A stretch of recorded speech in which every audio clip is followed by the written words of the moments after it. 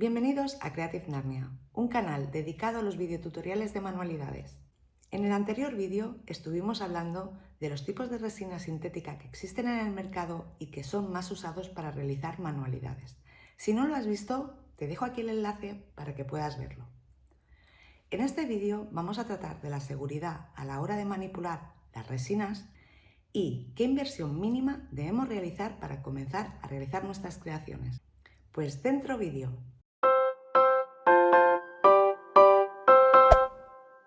Las resinas sintéticas son tóxicas, así como lo es la lejía o el amoníaco, por lo que tenemos que tener medidas de seguridad a la hora de manipularlas. ¿Qué necesitaremos para no correr riesgos a la hora de manipular estas resinas? Primero de todo, al contacto con la piel puede provocar alergias o quemaduras.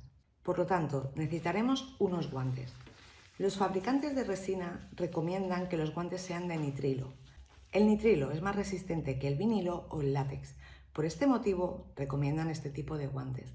Pero si en casa tenéis unos guantes de látex o unos guantes de vinilo, podéis usarlos sin problemas, siempre y cuando estemos atentos a que no se rompan en el momento que estemos manipulando la resina. Si os tenéis que comprar unos guantes, os recomiendo que sean de nitrilo, son muy resistentes. La segunda medida de seguridad que debemos tomar, y una de las más importantes, es la mascarilla de carbono activo. Son estas mascarillas que llevan unos filtros a los laterales y cuando nos las ponemos cuesta que hablemos y que respiremos. Esto es muy importante porque al mezclar los dos componentes de resina se generan unos humos que son muy tóxicos al respirarlos. Por lo tanto, cada vez que manipulemos la resina, ya sea poliéster, epoxi, UV, esto debemos llevarlo puesto. Respecto a si debemos o no tener unas gafas de protección, yo debo deciros que llevo varios años utilizando resinas y nunca he tenido que ponerme unas gafas de protección. La resina no salpica, a no ser que debamos acercarnos demasiado a la resina, yo creo que no son necesarias. Pero esto lo dejo a la opinión de cada uno. Estas son las 3 medidas de seguridad que debemos tener siempre presentes a la hora de manipular cualquier tipo de resina sintética. Ahora os voy a hablar de todo aquello que es necesario para poder iniciarte o realizar piezas de resina epoxi. Solamente hablaremos de lo que es imprescindible para hacer una pieza y la inversión inicial que debemos hacer. Ya os he comentado de 2 materiales que son totalmente imprescindibles y son los guantes y la mascarilla de carbono activo. El tercer componente que es imprescindible es nuestra resina, ya sea resina epoxi, resina OV, resina de poliéster, la que hayamos escogido. Tenemos que tener nuestro bote de resina. Para vuestros inicios os recomiendo que los botes que compréis sean mucho más pequeños que estos.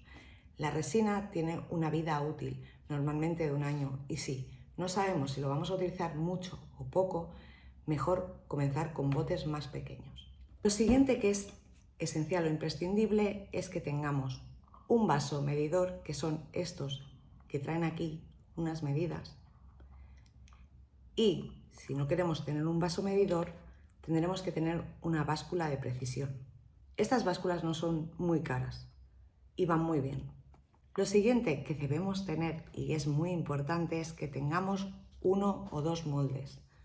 Yo recomiendo que al principio se usen moldes pequeños. Son mejores para tener unos resultados buenos porque no debemos de poner mucha cantidad de resina y así de esta manera vamos controlando cómo nos vamos manejando con ella.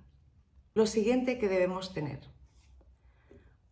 alcohol de 96 grados en un spray.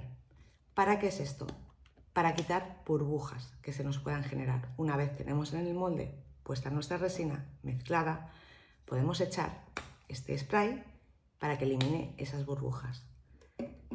Podemos usar alcohol, podemos usar llamas o podemos usar un mechero. También necesitaremos palitos para remover nuestra mezcla. Si os tenéis que comprar los palitos, recomiendo que no sean ni los de plástico ni los de madera. Siempre recomiendo que se realicen las mezclas con palitos de silicona. Pero si en casa tenéis palitos de madera o palitos de plástico, sirven perfectamente. El único inconveniente que tienen estos palitos es que generan un poquito más de burbujas. Pues esto es todo lo que necesitamos como imprescindible para poder realizar nuestra primera pieza de resina. Aquí os voy a poner los precios de todo lo que es imprescindible y el total de nuestra inversión. Como podéis ver, la inversión no es muy elevada. Es una manualidad bastante económica.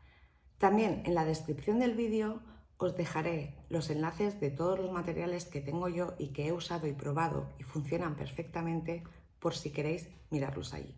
Pues esto es todo por hoy. Si te ha gustado, dale like, suscríbete y dale a la campanita para que te lleguen los avisos de los próximos videotutoriales.